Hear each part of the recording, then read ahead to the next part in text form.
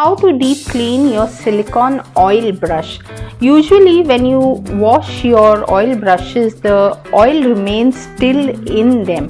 So to have them deep clean, it's very simple.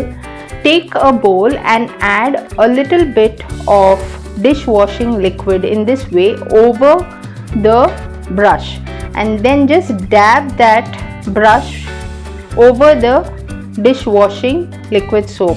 Now I'm adding baking soda over that. Again, I'm going to go through the process of dabbing. This I'm doing so that it coats the bristles nicely in order for the oil that is stuck to it to come off easily.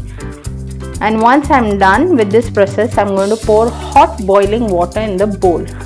So just keep moving that brush in this way inside that hot water. Please mind your fingers.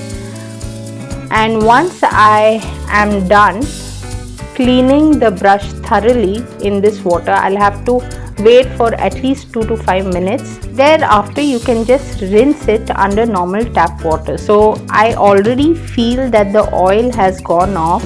So once you are done washing, you will feel that the bristles are nice and clean without any oil stuck to it.